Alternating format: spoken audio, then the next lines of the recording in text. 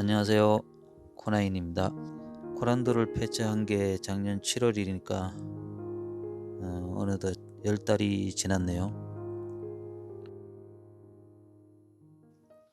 10달 동안 코란도를 대체할 사륜구동차를 찾아 다양한 SUV를 보기도 하고 시승도 해보고 했지만 현실적으로 코란도를 대체할 만한 차가 없더라고요.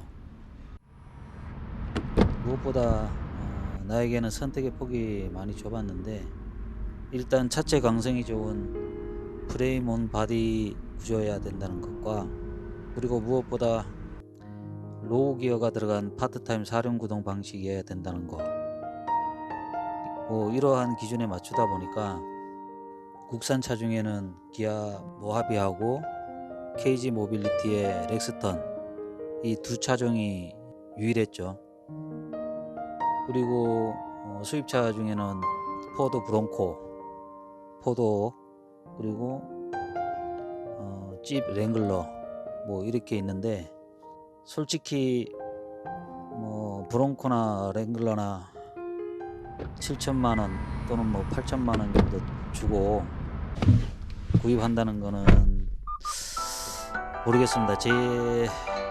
제가 보기에는 아닌 것 같아요. 선불 카드입니다. 카드 잔액.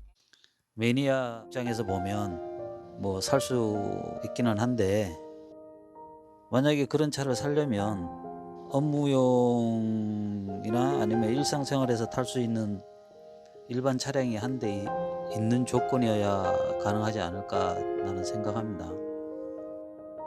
포드 브론코나 진 랭글러는 그냥 일반 그냥 소프트한 오프로드를 한다는 것보다는 좀 하드한 그 익스트림 오프로드를 한다고 봐야 되는데, 그렇게 하다 보면은 차는 좀 데미지를 입게 되고, 또 그다음에 차를 또 정비해야 되는 시간 이런 거를 생각해 보면 일상생활에 사용하기에는 좀 부담이 되죠. 그리고 저처럼 그런 하드한 오프로드가 아닌 일상도 겸하고 레저도 겸할 수 있는 그런 차종을 찾는 사람 입장에서는 포드 브론코나 진 랭글러는 저의 선택선에서는 벗어나게 된다고 생각합니다. 근데 예를 들어서 얼마 전에 일산 킨텍스에서 열린 그 2023 모빌리티 쇼에 출시된 그 영국 그 브랜드 그레나디어, 전통 오프로드 SUV인 그레나디어 같은 차가 국내에 KG 모빌리티에서 출시를 한다면, 저렴한 가격에 국내 사정에 맞게끔 출시를 한다면 그런 차는 살 수가 있죠. 그레나디어 같은 경우는 제가 찾는 차 기준에 딱 부합하는 차죠. 일단은 각진 자체에 오프로드 위주로 세팅된 사륜구동 방식이 들어가 있고, 그리고 전륜 오버행이나 후륜 오버행도 진입각 탈출각을 생각했을 때 적당하고, 그 차는 충분히 데일리카로도 충분히 사용할 수 있는 조건이 되니까, 과도한 오프로드 튜닝만 하지 않는 상태에서 순정에서 한 2인치 정도 그 튜닝이면 데일리카로도 충분히 사용하면서 오프로드를 겸한 레저 활동을 할 수 있는 그런 차종은 되니까, 만약에 출시가 된다면 저는 그런 차는 구입할 의사가 충분히 있죠. 근데 현실적으로 KG 모빌리티에서 그런 차를 만들어서 출시할 것 같지는 않고,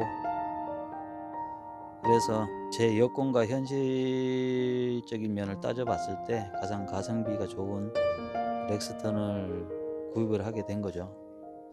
이번에 제가 구입한 렉스턴은 세 가지 트림 중에 최하 트림인 럭셔리 트림이에요. 거기에 이제 사륜구동, 파트타임 사륜구동만 들어가고, 나머지 옵션으로 들어간 건 하나도 없습니다. 저에게는 편의사항이 많이 중요하지가 않아요. 그리고 또 그런 편의상 전자 장치가 많이 들어가면 그만큼 또 장고장도 많게 되는 거고, 일상생활에 타는데 크게 지장만 없으면 된다고 생각을 하기 때문에. 그리고 뭐 차체 강성이 일단은 강하고 프레임 바디다 보니까 홈로 주파 능력도 뭐 도심용 SUV보다는 훨씬 뛰어나고, 단지 아쉬운 거는 등치에 비해서 엔진 마력수가 좀 딸린다는 거. 그거 외에는 크게 뭐 문제되는 건 없는 것 같아요. 하지만 렉스턴을 구입하면서 만족스럽지는 않죠. 제 입장에서 크게 만족스럽지는 않은데, 일단은 모르겠어요. 요즘 SUV들이 다 그렇게 출시되는 추세인지는 모르겠지만 모든 차가 다 그런 것 같아요. 그 전륜 오버행이 지금 렉스턴도 재원을 보니까 800mm 정도가 800mm가 좀 넘는 것 같은데, 이렇게 되면은 솔직히 진입각 자체는 좋다고는 말할 수가 없거든요. 그래서 그런 게 좀 부족한 것 같고, 그리고 뭐 이탈각도 마찬가지지만, 그리고 타이어의 중심에서 이렇게 보면 엔진이 앞쪽에 위치해 있어요. 그 앞쪽에 위치해 있는 거가 좀 안 좋죠. 무게 중심이, 그러니까 무게 배분을 페이지 모빌리티에서 어떻게 했는지는 모르겠지만, 그 오프로드에서 내리막 주행을 할 때 쪽이 좀 무거워서 차에 많은 데미지가 갈 것 같아요. 그런 건 엔진 중심 부분이 타이어 중심 부분보다 앞쪽에 위치해 있다 보니까 어떤 문제가 발생이 되냐면, 일반 공도상에서 뭐 방지턱을 넣는다든가 이랬을 때도 그 앞이 떨어질 때 앞이 무겁다 보니까 좀 이렇게 앞뒤로 흔들리는 피칭 현상이라고 그러죠. 그 피칭 현상이 좀 심하게 나는데, 이게 더 심하게 일어나는 거는 그 내리막길 주행할 때, 특히 그 오프로드에서 내리막길 주행할 때는 특히 더 심하죠. 제가 오프할 때 가장 힘들었던 게, 올라가는 거는 힘들잖아요. 솔직히 말해서 올라가는 건 힘들지 않는데 내려올 때 도를 밟고 그 목을 통과하고 이렇게 급경사를 내려올 때, 그때가 가장 긴장되고, 그다음에 또 뭐 힘들고, 그다음 차에도 데미지가 가장 많이 가는 게 내리막길 그 주행인데, 오프 초보자들이 차를 가장 많이 파손시키는 게 그 내리막길에서 파손되는 경우들이 많아요. 렉스턴은 차 자체 무게도 무거운 데다가 내리막길에서 피칭 현상이 훨씬 더 심할 거라는 예상이 되는 거죠. 그랬을 때 전륜 서스펜션에 좀 무리한 하중이 가해지면서 쉽게 파손되지 않을까, 그런 걱정이 되고요. 그다음에 또 하나는 그 후륜 쪽 대우통을 밑에서 이렇게 들여다보면은 또 어떤 문제가 있냐면, 대우통이라는 거는 차체에서 가장 아래쪽에 위치해 있는데, 거기에서도 대우통 그 오일 빼는 볼트가 하단, 그러니까 밑에 부분에 지금 설치가 되어 있거든요. 이렇게 됐을 때 이건 또 뭐가 문제가 되냐면, 험로 주행하다 보면은 돌부리에 칠 수도 있고 대우통이 상당히 많이 부딪히게 되는데, 이랬을 때 이 그 볼트가 그 튀어나와 있다 보니까 돌에 치여서 그 부분에 누유가 발생할 수도 있고, 볼트가 그 마모돼서 대우 오일을 뺄 수 없는 그런, 정비하는데 좀 문제가 발생될 수 있는, 그래서 이거는 좀 개선이 돼야 되지 않나, 그렇게 생각이 됩니다.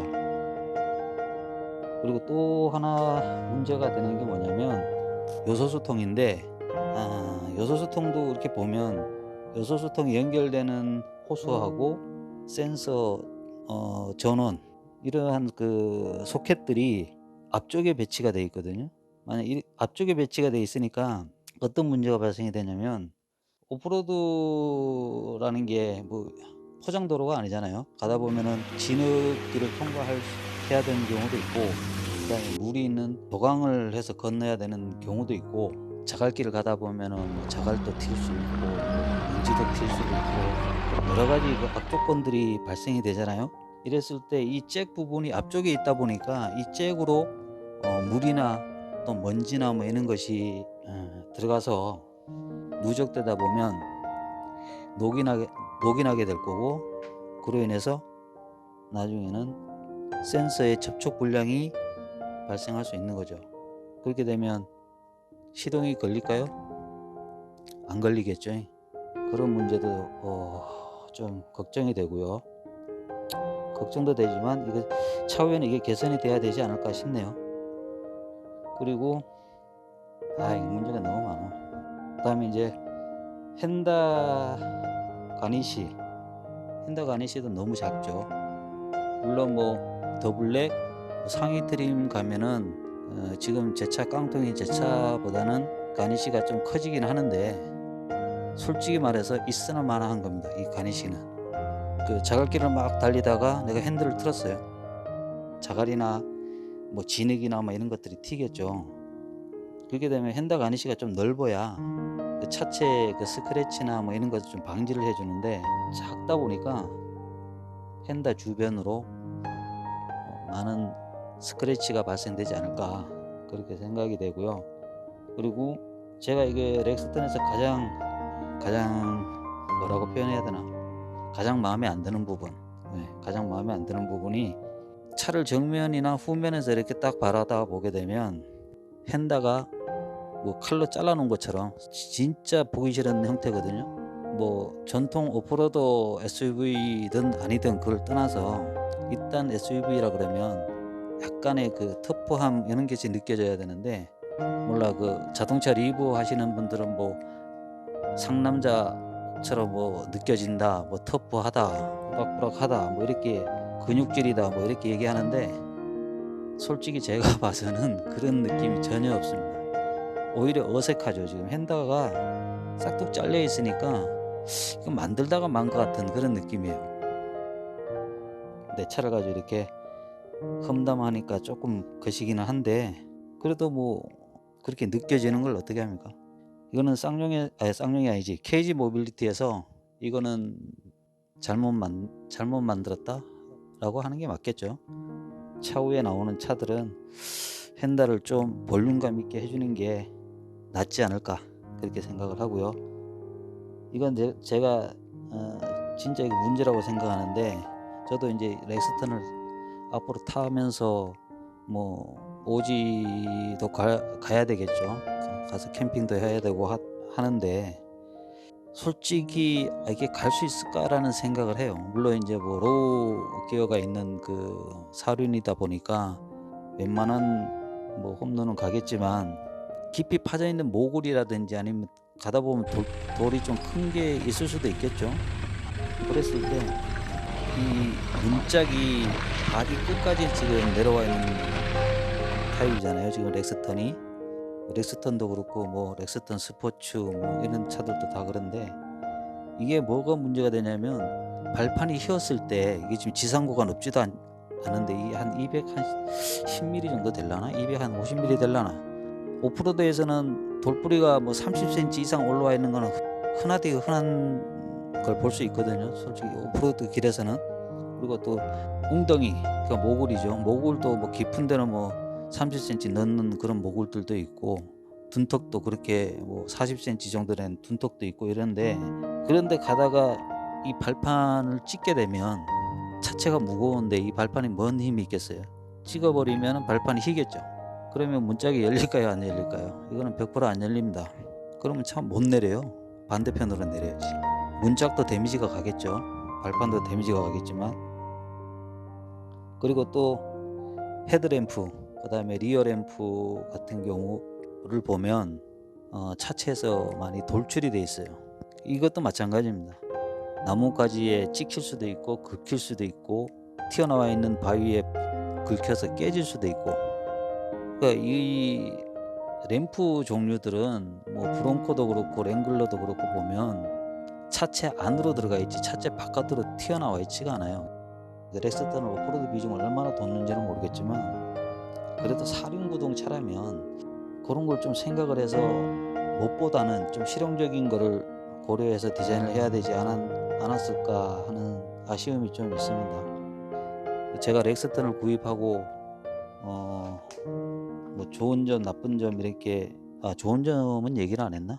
좋은 점은 있네요. 좋은 점은 요즘 나오는 특히 요 앞전에 나왔던 그 토레스 같은 경우는 물리 버튼이 거의 없죠.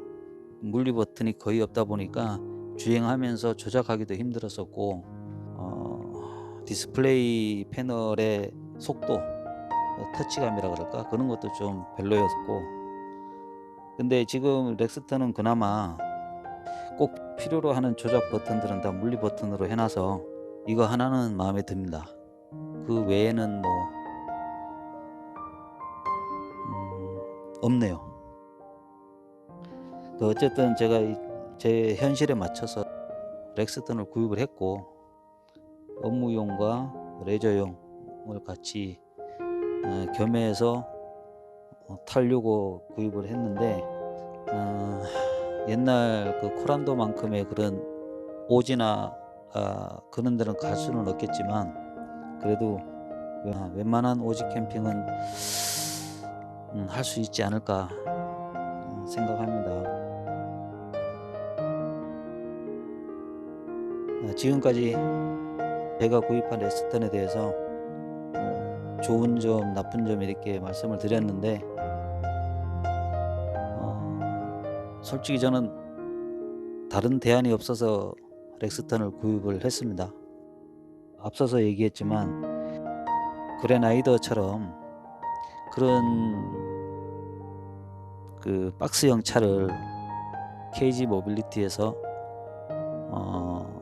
우리나라 현실에 맞게끔 5천만 원 이하 정도에 그렇게 출시를 한다면 얼마든지 구입을 할 수 있죠. 그런 차는 KG 모빌리티에서 그런 차를 만들 것 같지는 않고, 그 그레나디어 같은 경우는 뭐 올 3분기에 국내 출시를 한다는데, 그것도 가격대가 뭐 1억 가까이 1억이 넘는다 그랬나? 그런데 그런 차는 살 수는 없는 거고, 그래서 제 현실에 맞춰서 또 가성비도 따지고 해서 구입한 게 렉스턴이니까, 이 렉스턴을 잘 앞으로 잘 꾸며서 제 캠핑 스타일에 맞게끔 좀 개조를 해서 그렇게 탈 생각입니다. 그리고 앞으로 렉스턴과 함께하는 그 캠핑 영상을 또 많이 찍어서 영상을 업로드하도록 하겠습니다. 감사합니다.